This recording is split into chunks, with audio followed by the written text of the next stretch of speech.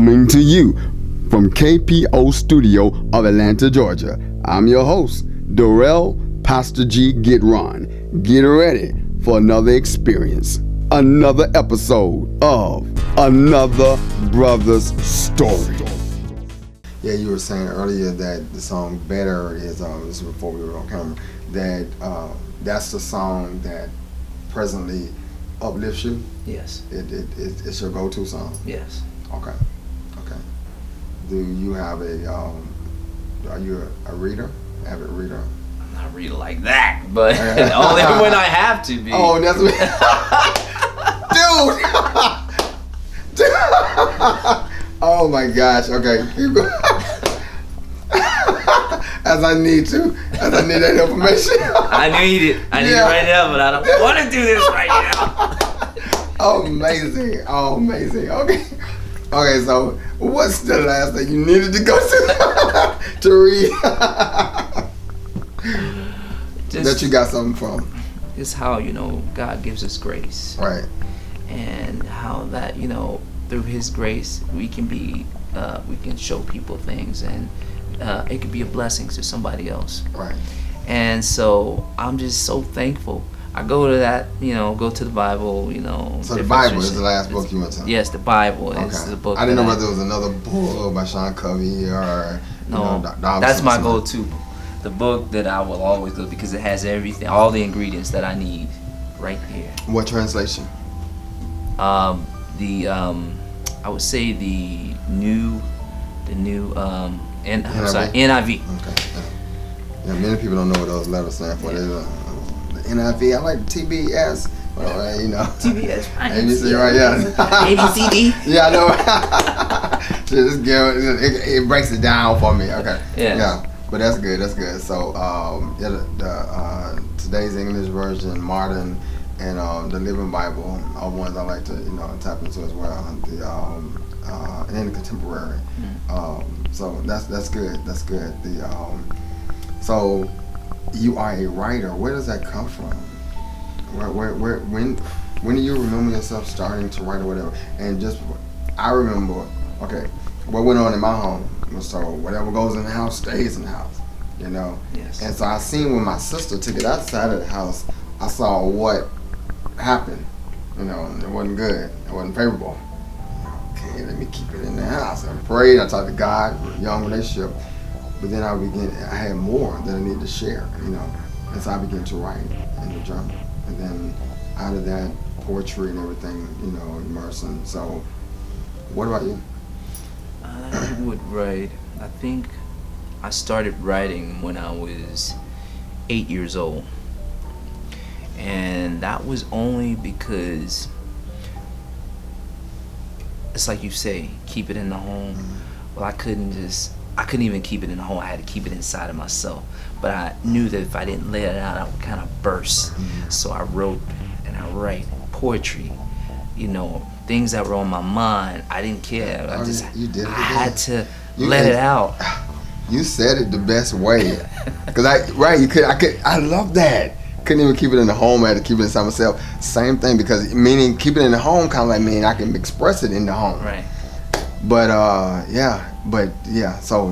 so keep it inside and then write. Okay, keep going. Yeah. So started writing from that point, and so things that would transpire, in my family, or rather it was my mother, because there were times that when I was younger I experienced this with my mother. My mother was also abused. My father abused my mother, and they were married? No, but she was also in abusive relationships. So I seen these with my eyes, and seeing it, actually seeing, how you see it on the movies and stuff like that. That's one thing, but when you're actually physically there and you see these things, and you want to help, but you can't. You're this small little kid, and you're like, I can't really do anything, and so as I'm seeing this, it was rough, going through that. And so I just pushed through. I mean, I left it in the home. that's what we were told. Leave it in the home, whatever state, whatever goes on here, you don't outside of these walls. So it was rough. It was real rough, but and I was always a loner. From that point, I was always a loner. I mean, I had my friends here and there, but they would move away after a certain time. Being in I remember in elementary school, I had this one guy that was like my best friend, my best buddy. We hung out, did things together, and we had to move away. And that just tore me up because I'm like, every time I get close to people, and I see, it's a pattern. It's like you hear, next thing you know, they move away, or they die, or whatever the case may be. So it was for me to learn how to deal with things and how to try to not allow like blockage when it comes to a lot of things, and I did that for a long time. So I just kind of let it go, because you never know who's trying to love you, who's trying to give to you, and you're not knowing, so you don't allow. When you don't allow it, you don't know, and so it's like, okay, well, you have to kind of just let go and just let whatever's gonna happen happens. In the long run, you'll get something from it, and rather it's just that one word that you might have needed, or it may even be for a lifetime, something else. So you just have to let it happen, and so that's what I'm doing. I'm just letting it happen now.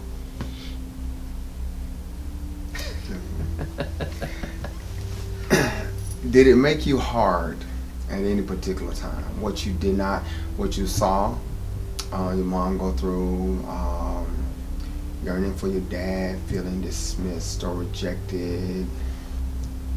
Can you ever recall in time in your life that you just got, especially like teenager? Yes. Did you just get hard? And a lot of times when I see young people, especially young guys, I'm like, man, it just need to be loved.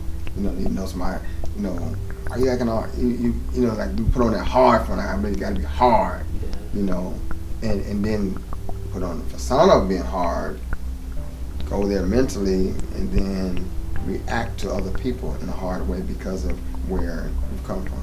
Have you ever experienced that? Yes. Well, my place was not more hard. It was more so closed.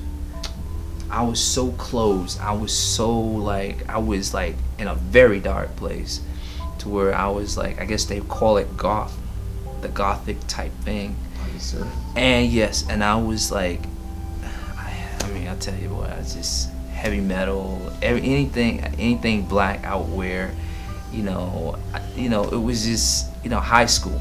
Right. High school, and they called me weird, or they called me their favorite name was Psycho, and yeah, and why Psycho? Because I think what it was that I was so different that they didn't understand me, that they didn't know how to label, so that was the name. Even in my high school, the yearbook, up under my name, Psycho. Who wrote that? The kids, whoever were under up under the yearbook staff. Oh no! Yes. You should that sue was them. That was a label. You can't put that. Are you serious? That was a label. So, did you ever answer to that name? I kind of did, because the reason was because that was the only name that it was acceptable. Right, and that's how I got my attention in a way, or people really recognizing me. That's so powerful. So it's like, I'm like, okay, well, I guess it's cool. That is so powerful. How people would answer to degrading names or whatever, or just to be accepted by somebody, that I accept different things, doing things or names or whatever, just to feel a sense of acceptance. And so that was me. Wow. And this was in high school? High school. Yes. Okay. You graduated from where? Booker Telefair, Washington High School. Go Bulldogs! Wow, good. So who was at your graduation? Graduation, didn't go to graduation. Why? Well, wasn't like at that time. I just didn't feel the need to. I was able to go, but I just not knowing, who's gonna be there, if anybody was gonna be there. I just couldn't. It's like, why? But that's a whole big experience, ordering the invitations and getting your ring. Did you get a ring? I didn't get a ring. I didn't Cap order. and gown. I got a cap and gown, but I only wore it once, and that was just to see myself in the mirror. Oh. So. Wow. You are. It's bittersweet. Okay. Because I have this soft place for people who it was like, okay, even my son's team,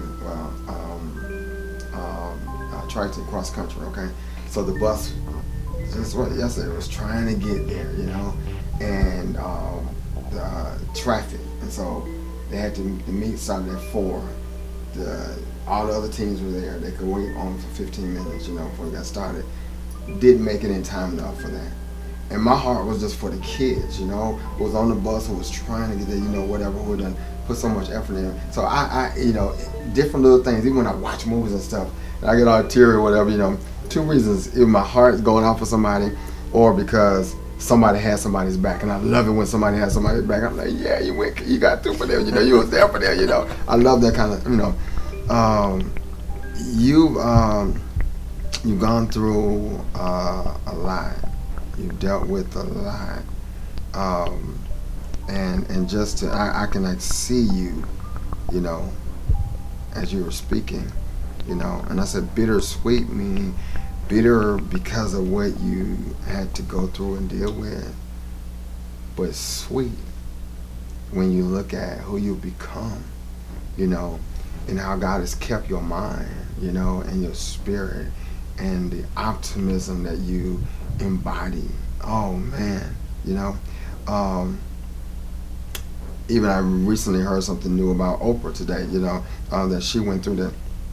She was 6 years old, when she got sent from her grandmother's house to her mom, and her mom stayed with this real light-skinned lady who could have been perceived white, but she was told to that you couldn't sleep in the house, so there was like a foyer leading into the house that she had to sleep in, she had to sleep there. 6 years old, and just how this stuff stayed with us, but the bittersweet, when you see where a person have come, so you give encouragement to somebody who's dealing with something, a situation right now they're going through, somebody who knows somebody who is, or someone who have survived it, and to understand you survived it, you've come out of it, now you have to take on a new mind, you have to, and because the battle is in the mind, and you I know many people have come and they keep referring back to where they, and they still have animosity towards who didn't do what and who wasn't there for them, even though my dad or whatever, he was telling me about some of his people when his parents died, and he only wanted to touch base with the relatives because he's like, where were they, when I was 6, 7 years old and they didn't come. But I listened to you, okay, and you're still fighting for your dads, you're at a place of acceptance, because see, God's spirit and maturity would put you there. You're at a place of acceptance, but you still want that with him. You say you're still fighting for it. At a place of acceptance and still moving on, pressing on with the situation with your daughter, and then all the other things you've gone through. Wow, man, to be where you are now is such a representation of kingdom, such a representation of love, and hope for somebody to know that. And I'm going to share this episode with so many people. Just listen. I know you got. I just need you to look at this. I know because people are stuck, but you're not stuck. Why are you not stuck? Is it because, and this is where we're going now, is it because you have vision, you have purpose, you know your purpose because of your dreams? Why are you not stuck? Well, I'm not stuck because I've been there. Right. So You've been where? I've been there. I've been in that dark, You've been stuck before, and Okay. that's a place that I say, well, I don't ever want to be there. Okay, help somebody get out of that. How did you get out of that? I got out of it by I continue to push and drive and just saying enough is enough. This dark spot where I'm at, I need to get out of here, and I need to get out of here quick. And it wasn't just me by myself, okay? I always give God the glory. God, He allowed that, like I said, for me to go through that in order for me to push myself and to grab and reach for His hand so that He can pull me out of that slum. And so I had to really just keep pressing, keep pushing, keep moving, keep accepting what's the future may hold, what God has. And so I had to say, well, I'm leaving this behind. That's my past. My past is my past, and I'm going to keep pushing, and I'm going to keep going. I'm going to keep, regardless of what I may deal with, rather it's in right now, in the present, or even in the future, I won't stop. I keep digging, keep driving. And that's my thing. That's what keeps me going. Even the people that surround me, rather it's my students, rather it's my family, friends. That's another drive for me. So even though they may go through things and they may tell me their stories, that's something for me because I'm learning. It may be a place that I don't want to be. So I learn, I take everything they give me and I put it in a big ball and say, okay, I have this ball now. These are some of the things that I don't want. And I don't want for them. So I keep pushing. I keep just going because I need to. And it's just not for me. It's for them. So the people, that's my motivation. Your connection to other people, and we're interconnected to other people. Their lives are, I forget how somebody put it one way, but other people's lives are or the plight of their lives are interconnected to our lives, our decisions, and so we have to be mindful of where we are. Whether a person decides to deal with drugs, there are other people's lives connected to yours. Whether you decide to take a higher road and go for president, you're impacting the lives of people who are connected to you. Right. Some people don't care though, but you care. You care about that. But you keep making mention of God, but you never told me where did God first come into play in your life. It wasn't through your dad. No. Was it through your mom? It was, I discovered God. Okay. Even though, as a child, I would go to church, but I'd just be going to church just because Who took you to church? my grandmother, she would take us. But I would go and I would fall asleep in church, as like kids do. They fall asleep, they're not paying attention. You get smacked in the back of the head, and Wake up, boy. yeah. Okay. But me, I had to discover God because God discovered me first. So I wanted to reach out to Him to see who He was and how. I hear this name God, I hear the name Jesus, I hear this, but who is this person or who is this entity? So I reached out and he answered. So How old were you when you was reaching out? I was reaching out, oh man. I think I might have been 10 or 11 years old. That's another part of my life that I was feeling, like I said, not loved, wanted. That's like, if you just give me a sign, just give me something. And He did. It wasn't right away, but eventually it happened.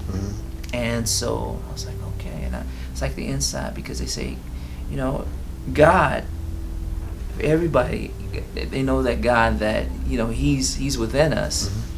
Most people, they know that, but some they don't, and they don't realize it. But everybody got an inch of just a little entity of God in you. So if I have that in me, I mean, why not, reach out to Him and say, because I want more. Feed me. Give me more. I want more of God. All of you and none of me, like you say. That's what I want. That's why, I do what I do. And that's how I discovered God, was wanting and yearning for the need to know Him.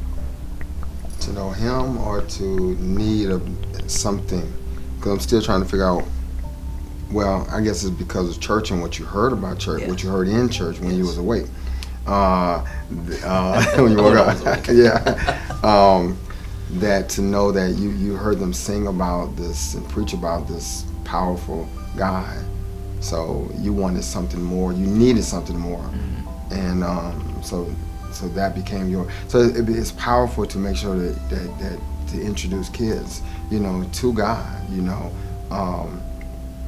because I'll tell you later, very similar, and I was so thankful of what I knew early about God that allowed me to seek after Him, and talking about can fill voids, but your introduction to God, your receiving God early, has played a very significant role through your journey, even though things happen, things did transpire along your journey, you keep going back to this place of love and this place of strength, this place of, so what do you see for Agapé in the future? What do you want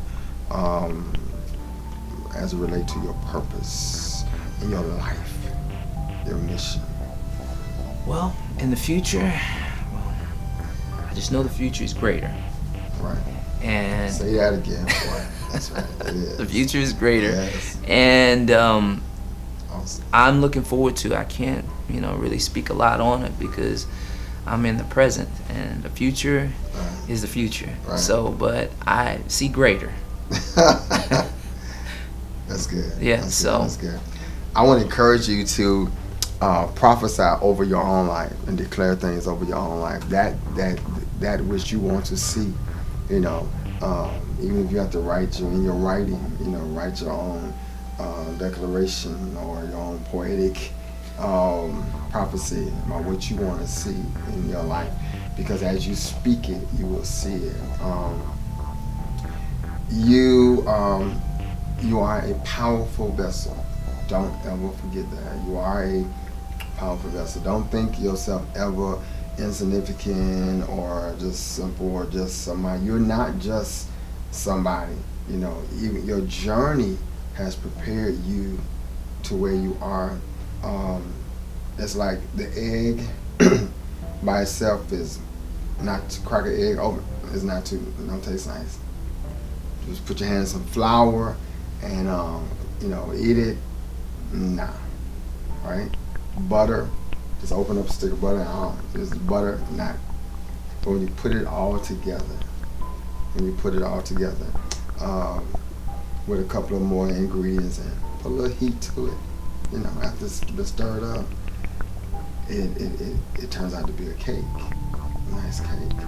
I can eat that. I can slice into that, and you can feed a whole lot of people, whatever, But individually, those things didn't taste good, and that's how your life has been, that those particular moments didn't feel good or seem good or taste good at all or whatever. But you are evident, of someone becoming greater and someone who's actually already great, in what you do. I'm touched even the more because beyond the, sometimes you can meet somebody who's like, what in the world? But or you can just see somebody on video, and like people do with celebrities and stuff, and then they meet them, and they're like, I want to keep them on TV, keep them on the video, I met them, and they, so, but for you, man, on the video, and that which people receiving and see, talking with you, and even in person, you embody a refreshing, just an awesome spirit, man. You know, and once again, well, you waited for 20 minutes. I things happen for us. Okay, so you waited for 20 minutes outside the gate for coming in, the studio. I mean, for recording. And I apologize about that, And I kept trying. I don't like, and I know how some things can get in people's way, or mess with people's spirit. I'm gonna tell you what impressed me so much, is that you stayed there. You what kept you there? So that's the question. Why didn't you just say, hey, 5 minutes, 10 minutes, I'm and left? Why? That's because I needed to be here. It needed to happen. God placed me here for a reason. God placed you here for a reason. It's for you to interview me so that we can do this story. You gotta know what you know to hold on. You know what I'm saying? And a lot of people don't know it. You gotta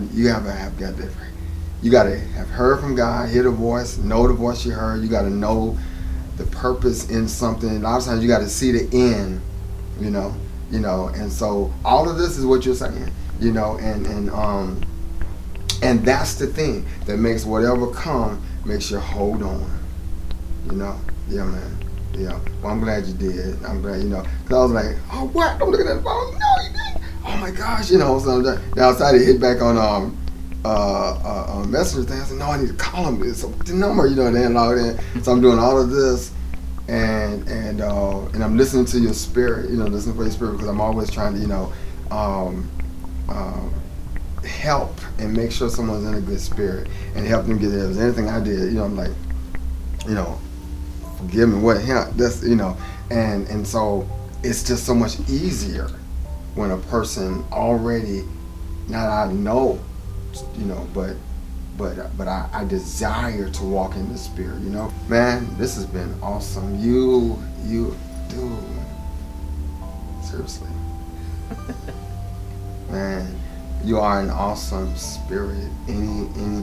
Anyone who has the opportunity to be in your presence, they're going to be blessed,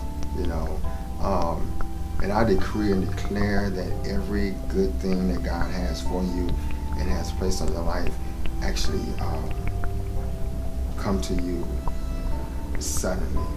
Things that you prayed for, things that you're yearning and waiting on, as God prepares you for it. But do know that also, that God has a way of preparing you before he release to you, so that you can, sometimes we think we are able to handle or take care of something or we're ready for something. But God's like, I'm still doing this. And at the right time, I'm going to release this, And that's what I see with you, that God has things like waiting for set times before he releases it. But everything you've been praying for, he's going to release those things to you so that your life story and his glory through your life can be even greater. That's a part of the greater. I see that. And just listening to you, I hear that, And he's giving you a content spirit to trust and wait on that, to know God's got me, and you keep that. You keep that. Yeah.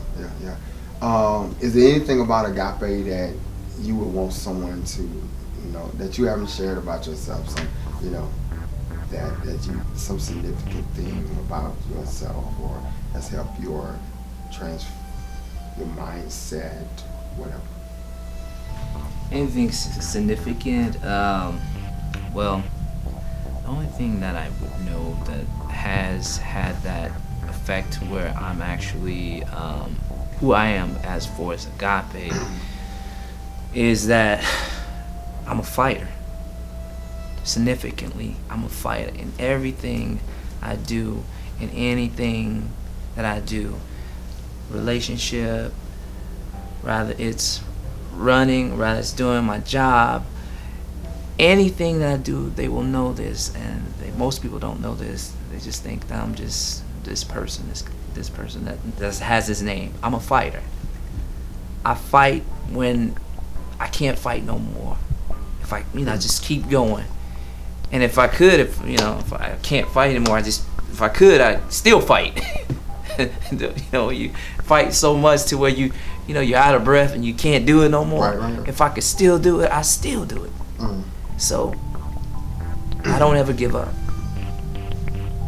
Well, what is your job? What do you do?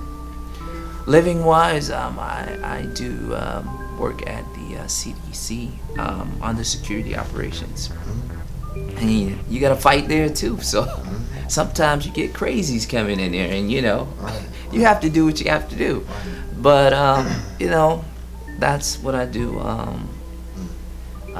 We deal with a lot of people all over the world, and so I love speaking with people.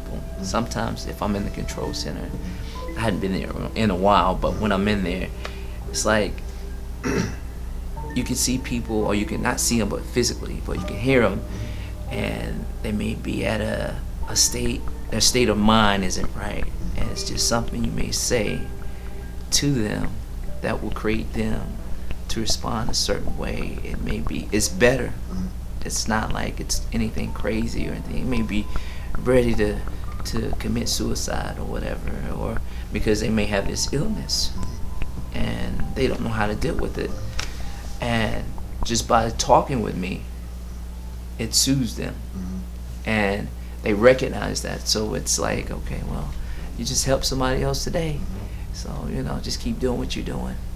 Don't stop, don't quit, keep pushing. God has equipped you to be able to save lives and transform lives, and and give people hope because of what you've been through. You would not be able to do it as authentically with conviction, and confidence as you do if you didn't go through what you've experienced. Yes.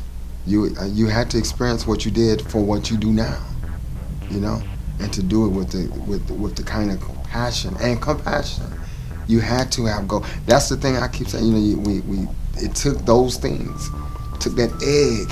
It took that flour. It took that nasty butter by itself. Not talking about, but to make this, for me to be able to give this to you. Yeah. That's powerful. So you are health conscious and you're physically fit, because I've seen you. And you can move fast. And so you good with all that. Yeah, Derek Bassett. You remind me of a frat brother of mine years ago. Derek Bassett. Yeah. Okay. You went to college? I did, but I didn't finish college. I only have 4 classes to go.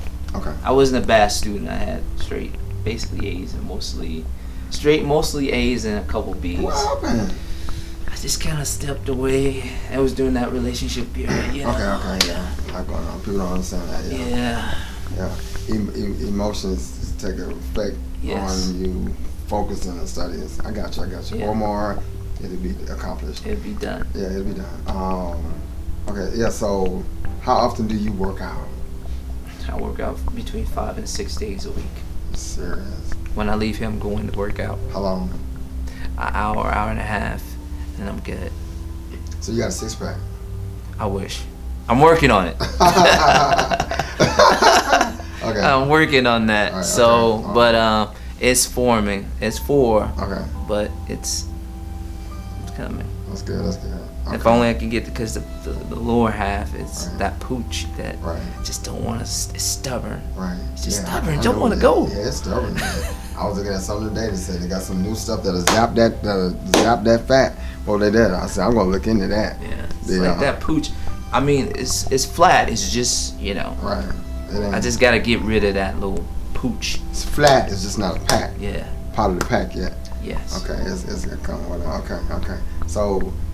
You eat well and all that stuff. You conscious about all of that? Yes, I try to eat well. I try not to stay away from starches and sugar. It's hard for me to stay away from sugars because I like my snacks and stuff like that. But carbs, I try to stay away from that as well because and eating late as well.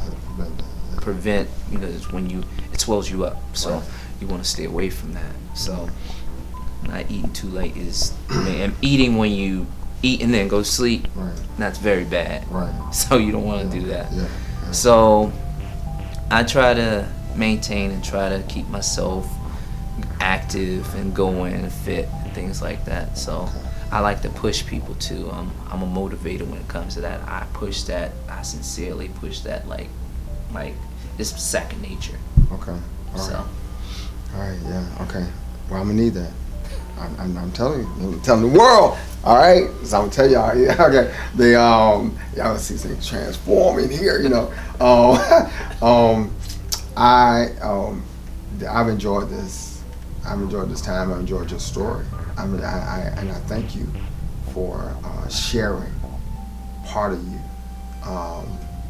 as you have, as authentic and transparent as you have. I thank you for that. You have blessed me, you know, and I know so many others. So as we wrap up,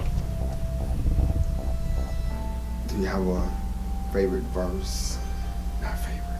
Maybe a verse that gives you inspiration. I want to leave on that note. What is a verse from that book, the Word of God, that has blessed you, encouraged you, strengthened you? You know, because I tell somebody, you can just find one word, it can really do some great things for you. So what would be that for you?